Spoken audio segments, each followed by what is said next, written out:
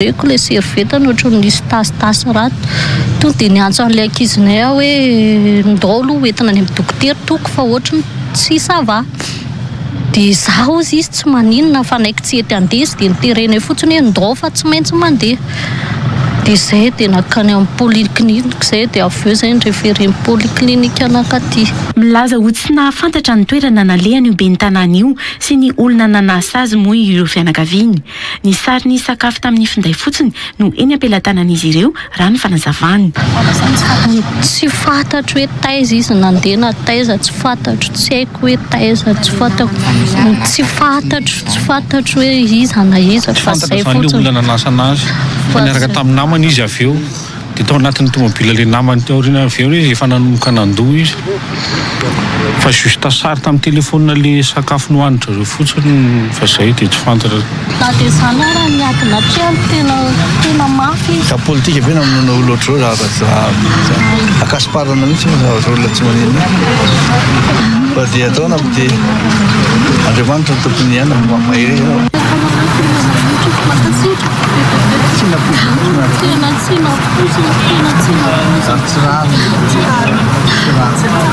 olona mamihoditra amin'ny fiarahamonina ny ben'ny tanàna ny talata ny volonondry hoy ny vady ny ben'ny tanàna ny talata ny volonondry. fa karakaraitsy miana aminazy fahangalana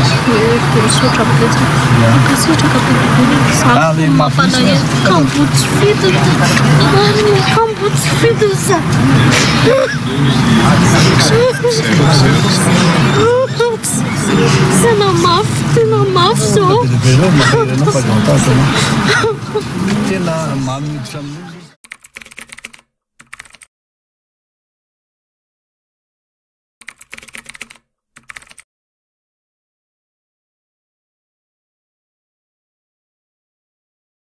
Mbola tsy tapitra akory ny raharaha famononany ben'ny tanàna voafidy tao amin'ny commune ny Mangataboangy dia efa misy mandrahona ho faty sady ny ben'ny tanàna voafidy tao amin'ny commune Ambarafaravola.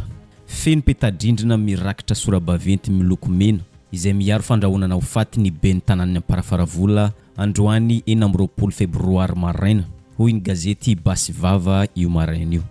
Toy izao hitantsika amin'izao sary izao ny voasoratra. Raha tsy tiany lahy sokatra ny fasany lahy ao an-tany fotsy dia ajanony arozazy ny lahy saika atao androany. Tsy fandrahonana ity ho izy fa tena izy. Ary tena nofoanany ben'ny tanàna tokoa izany resaka arozazy izany. Araka izany rehetra izany dia tsy mandry fahalemana eto amintsika. Mirongatra araka izay tsy izy ny tsy fandriam-pahalemana. Maro dia maro ny trangany tsy fandriam-pahalemana tamin'ity volana febroary ity fa tranga anankiroa ihany no resantsika. Ny voalohany tranga fahafatesan'ny ben'ny tanàna voafidy tao Mangataboangy. Ny tranga faharoa famonona teratany koreana tatsimo izay nivonona tamin'ny fomba feno abibina tamin'ny zoma lasa teo. Ndao resantsika voalohany ireo teratany koreana maty novonoin'ireo tsy mataotody tamin'ny fomba feno abibina. Araka ny voalazan'ny vaovao sy gazety maro samihafa dia koreana mianaka mpamboly sy mpiompy any Morarano Gara io nivonona io. Eo amin'ny 20 taona sy 20 taona ireo maty novonoiny ireo Jolay tsy mataotody ireo. Ny Alenzoma 2 febroary 2024 lasa teo. Ho antsika izay tsy mahafantatra dia ao amin'ny distrikan'ny Moramanga no misy an'ity commune Morarano Gara ity. Araka ny voalazan'ny vaovao an-gazety dia 7 lahy ireo tsy mataotody namonry ireo koreana mianaka ireo. Vola 3 millions d'ariary no nanaperan'izy ireo hain'ireto teratany koreana anankiroa ireto. Tezitra mafy araka izany ireo teratany koreana izay monina eto Madagasikara indrindra fa ny Masivo koreana tatsimo. Araka ny resaka ny fanaovan'izy ireo tamin'ny mpanao gazety dia mangataka fiara-miasa amin'ny fitonam-panjakana mba hanatrarana sy samborana ireo tsy mataotody namono avan'izy ireo. Ao anatin'izany ny fiara-miasa miaramila, zandary, polisy sy ny maro hafa. Mangataka izy ireo raha tratra ireo navandoza dia faizina amin'ny sazy farak izay enjana dia enjana. Hoy ity solotenan'ny fikambanan'ny teratany koreana monina eto Madagasikara ity. Efa natao omaly 20 febroary 2024 moa ny fombafomba araka ny hitantsika amin'ny sary io dia nodorana ny vatamangatsiaka ny ireo koreana maty ny Jolay. Reo jiolahy izay tsy matahotra an'Andriamanitra 마다가스카르의 발전을 위해서라도 na dia mba ho an'ny fivoaran'ity firenena Madagasikara ity fotsiny ary 꼭 잡아야 합니다. dia tsy maintsy ho tratrarinay 우리 한국인들과 ny koreana rehetrarehetra 마다가스카르 대사관은 dia ny ambasadiny Korea eto Madagasikara 이 나라 경찰과 헌병대를 총동원해서라도 sy ny miaramila ary ny mpitandro filaminana maro samihafa 범인을 잡는데 dia tsy maintsy hiezaka n'inona zavatra atao 최선을 다할 것입니다. Les deux sont les missionnaires qui étaient venus à Madagascar. Ils ont tant aimé ce pays et son peuple. Nous sommes en deuil et profond chagrin face à cette tragédie. Nous attendons que des criminels soient arrêtés le plus vite possible et qu'ils seront punis profondément. Ndao isika iresaka makasika ny fahafatesan'ny ben'ny tanàna Mangataboangy izay novonona notifirina tamin'ny fomba feno ampipina tamin'ny 1 febroary 2024 lasa teo. Mivoatra dia mivoatra moa ny toedrara olona enina be zao no efa nosamborin'ny mpitandro filaminana no izy ireo ahina ho voasarimotra amin'ity raharaha ity ary ho atolotra ny fitsarana araka ny nambarany Generaly Rakotomalala Andritahina Jean Herbert commandant gendarmerie pirenena izay manaraka ankaiky ity toedrara ity. Tsy janona amin'ny fisamborana ireo enina voaroroy amin'ity toedrara ity fotsiny ny mpitandro filaminana fa tsy maintsy mbola itoy ny fanadiadina ho ity Generaly Rakotomalala Jean Herbert ity. Ka manao antsoavo an'olona tsara sitrapo rehetra mba anome vaovao ho an'ny mpitandro filaminana mba hanatrarana farak'izay aingana dia aingana ireo tsy matahotody ho ity Generaly Rakotomalala Jean Herbert ity izay any ambato finandrana amin'izao fotoana iresantsika izao. Efa miroso ny fanadidina sy ny famitorana amintsika miresaka zao. Efa misy olona enina zany no voasambotra ary atao fanadidina ary atao andromasa eo anivon'ny gendarmerie pirenena eto ambato finandrana. Miara-misy lahy ireo mpanao fanadidina eo anivon'ny gendarmerie pirenena eo ny avy any amin'ny direction de la police judiciaire any double simanava eo ireo gendarme mpanao fanadidina eo amin'ny volotopeleovan'ny fatra Amoromane. Ankoatran'izay olona enina zay efa voasambotra zay dia misy basimborona anankiray koa zany efa nobiazana. Toy fanadidina ary eto zay dia manao fanambarana fa ireo rehetra zay voaroroy amin'io famononany maire-ny Mangataboangy io na ankolaka na mivantana dia tsy maintsy atolotra ny fitsarana. Ankoatr'izay fanokafana fanadidina zay dia ny hery fiarovana sy filaminana dia manao hetsika fampandrina fahalemana aty amin'ny faritra ambato finandrana ihany koa. Raha verina tsy aivina ity toedrara tranga famonon'olona ity dia maty notifirin'ny Jolay ny ben'ny tanàna ny Mangataboangy i Rasazina Rindra rehefa avy nametrahana samboady tamin'ny 20 febroary lasa teo. Dia tamin'ny 1 febroary lasa teo tokony tamin'ny 2000 no sakanan'ny Jolay mitondra fitaovam-piadina mahery ny fiarany tondra azy ary no taperin'izy ireo tamin'ny fomba feno abibina ny ainy Rasazina Rindra. Satria moa olom-boafidy no voakitikitika, olom-boafidy no maty no vonoina. Dia saika naneo ny alahelony sy naneo ny heviny daholo ny tompona andraikitra ambony sy ireo mpamakafaka politika maro samihafa. Ndao aratsika misesy eto irefa neo ankevitra vitsivitsy. Naneo ny heviny manokana ny Generaly Ravalomanana filohan'ny anteny merandoolona manoloana ity resaka tsy fandriampahalemana ity na dia efa nivohy resaka fandriampahalemana ito amintsika aza izy tany Rosia. Ho antsika izay mpanaraka toedraram-pirenena dia maharaka tsara fa nivohy resaka fandriampahalemana i Generaly Ravalomanana tany Rosia. Laza izy fa tena mandry fahalemana eto Madagasikara ary mandroso dia mandroso ny firenena no isika afaka miantsena amin'ny supermarché sy ny fisiany fitohanana ara-pamoivozana ho izy. toy izao ny fanehonkeviny manoloana ity tsy fandriam-pahalemana ity. Raha ny manokana dia mampalahelo dia tena mampalahelo tokoa ny tranga ben'ny tanàna Voafidy maty novonoina tamin'ny fomba feno ampipina. Raha araka ny fahitany azy dia famonoana efa nomanina iny famonoana ny ben'ny tanàna ny Mangataboangy iny. Afaka milaza i General Ravalomanana fa tsy fandriam-pahalemana tsotra izao iny fa misy resaka fankahalana sy fikatsahana tombotsoa manokana ao ambadiky niny famonoana ny ben'ny tanàna iny. Nilaza izy fa ho faizina amin'ny sazy faraka izay enjana ny Navandoza ary tsy maintsy tratrarina ary tsy maintsy ho tratra ny Navandoza satria toerana ambanivohitra mitokamonina no nisy io tranga io ary mora dia mora ny fanaovana fanadihadiana hoy Generaly Ravalomanana Richard.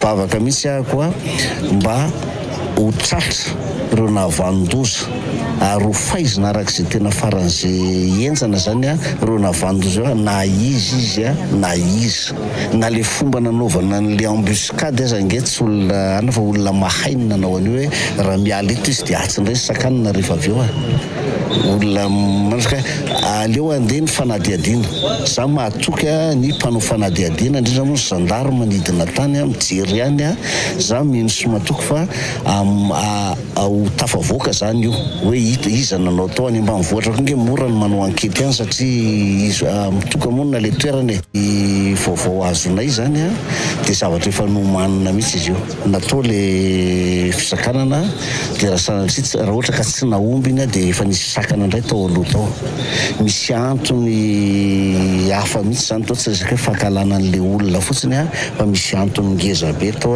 antony tsorona resaka hoe antony réseau ana toe-karena zany arena kibon-tany arena sarobidy le izy raha ny vaovao rehanay zany ny teny izy zany raha ny vaovao azonay satria zay mahare vaovao avy amin'ny vondromboky tsy njaram-pahefana hoe ny teny izy hoe ok'izay ny gaboraraka eto amin'ity fitrandrahana arena sarobidy ity fa amin'ny mahabe ny tanàna lany dia andray andraikitra manomboka izao dia zay zany ao anatin'ny atao hoe teze ihany zay hoe zay no izy fa raha fankalana manokana raha asanjiolahy nge tokony raha avy nanao an'izy raha asanjiolahy dia nandroba an'le tomobile fa tsy nandroba izy fa namono fotsiny nataony. Toy izao kosa ny fanehonkevitry Premier Ministre lehiben'ny gouvernement nilaza izy fa efa napetraka ny paikady sy toromarika entina anatrarana ireo Navandoza. Efa napetraka ihany koa ny paikady iadina amin'ny tsy fandriam-pahalemana amin'izao fivoarany toedra rampirenen izao. Tsy maintsy jerena ankaiky ho izy ny tsy fandriam-pahalemana na amin'ny endrika lonilony politika io na tombotsoa manokana na asanjolahy amin'ny tsy fandriam-pahalemana tsotra izao hoy Premier Ministre lehiben'ny gouvernement.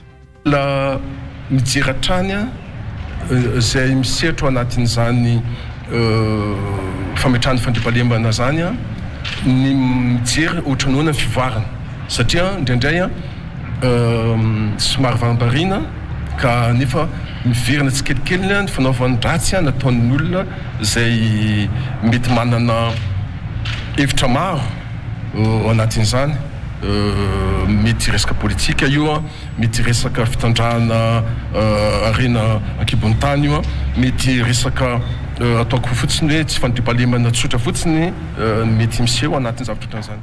Misy toromarika fanomena nyreo mpitandro filaminana nyreo ery fiarovana sy filaminana rehetrarehetra any amin'ny toerana mba afahany mahita aloha hoe iza Navandoza fa indrindraindrindra fametrahana izay lamina sy paikady zay mba hamerenana indray ny fandriam-pahalemana amin'iny faritra teneniko aminareo reny.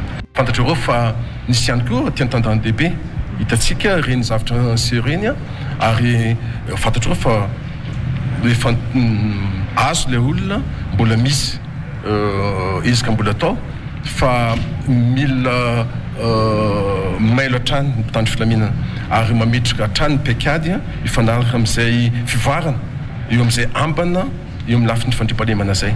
Zay ny zavatra teneniko efa misy ny toromarika maro nomena ny mpitandro filaminana amin'ny ankapobeny. Raha tsongaitsika manokana ny resaka ny fanaovan'ny anadainy ity ben'ny tanàna maty novonoiny Jolay ity dia tsy karitra fa karazana olona mamitahiraka ireo olon-dratsy ireo.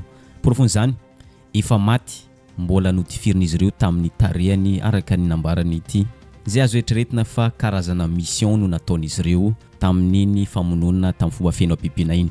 Tsy nisy entana very, tsy nisy naka ny tôbila fa ny ainana baviny ihany no taperin'izy ireo ary no amarin'izy ireo fa tena maty tokoa zay vao nialan'izy ireo. Hoy ity anadainy Rasazina Rindra ity. Nanasa anazy moa rehefa tonga nanao fombafomba fampandronany razana tsotsora teo nahitako fa misy bala hafa ndray niditra teto amin'ny firifany. Dia teo nafatarako fa efa maty izy mbola nitofirina ihany pour assurer zany fa hoe maty tokoa na hoe vita mission accomplie ny anazy. Tsy olona teo amin'ny 5 teo ny tazako. Dia mitambasy mahery vaika daholo izy ireo fa raha ihany no calibre to ny entana tsisy very aloha na hatramin'ny singa mpanjaitra aza tsisy ny ala fa ny ainana baviko mihitsy no efa nikendreny zareo tao anatin'ilay izy. Tsisy ny saritava zareo ary za koa zany tsy natadidy azy satria olona manondro basy anahy tsy hodiniako mihitsy mezaka ny afana ihany. Toy izao kosa ny faneho-kevitry Generaly misotro ronono Generaly Ramakavelo Désiré. Miaratsy ho izy ny toe-piainana sy ny rivo-piarahamonina eto amintsika raha ny toe-draharaha tsy fandriam-pahalemana no jerena ankaiky. Lasa manjaka ho izy ny valifaty politika mifampitifitra sy mifamono isika samy malagasy. Midika izany fa loza amin'ny tatao izany. Izany tsy fandriam-pahalemana izany dia tsy miseho amin'ny alalan'ny fitifirana ihany fa misy mamosavy, manam-poizina sy ny maro hafa. Arak'izany tokony jerena ankaiky ny rangory ny fototry ny afo. Raha ny amin'ny manokana dia ny risoriso sy kolikoly eny amin'ny fitsarana no tena anisan'ny fototra mahatonga izao rehetra izao. Hany ka lasa tsy matahotra manao ratsy intsony ireo mpanao ratsy satria tsy misy mahasamikitika izy ireo na dia manao ratsy aza eto amin'ny tany sy ny firenena. Hoy Generaly Ramakavelo Désiré ka tokony jerena ankaiky izany rehetra izany. Tena fitofiran'olona ankitsirano mihitsy olona avo manao ametrahana ny samboady fa lanina be ny tanàna azy dia misy mitifitra. Tena zava-doza ary ny zavatra tena hoe misy resaka valifaty ilay izy dia lasa hoe fomba fiainana eto Madagasikara ve zany a ty fifamonoana ity règlement de compte malasa ny eritreretra mihitsy. Zany hoe ny fandinihako azy zany a dia miaratsy Andriamanalina le fiarahamonina eto Madagasikara. Mifamono dia efa loza amin'ny tatao an'ny firenena zany raha nambarany Generaly Ramakavelo Désiré. Ka tena loza amin'ny tatao anie zany rehefa ny mpiarahamonina nefa ny samy mpiray firenena no mifamono kina no loza mataotao mihoatran'izany. Raha mbola fahavalo manafika angizy dia mbola mba hitanao hoe iny fahavalo e. Fa ity tsika samyntsika mianakavy ihany no ato. Anisan'ny tena atao hoe rangory fototry ny afo amin'le miteraka lolony dia le ataontsika hoe risoriso. Zay tany andehananao rehetrarehetra dia hainona risoriso.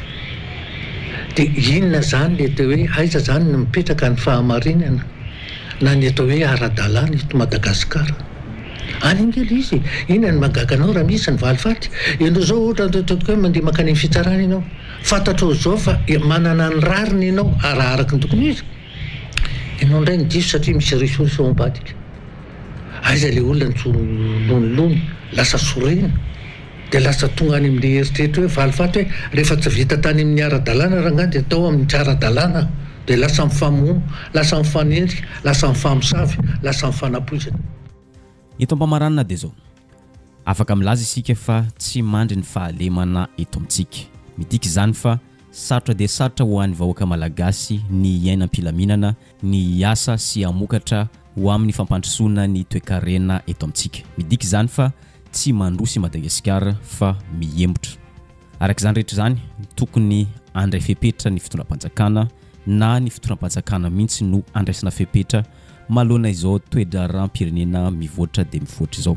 Arak'izany rehetra izany dia oharantsika miandalana eto ny mety ho toy ity toe-draharaha ity ary izay ihany koa mamarina ny videontsika androany aza adino misabone sy manisy j'aime ny videontsika amin'ny manaraka indray.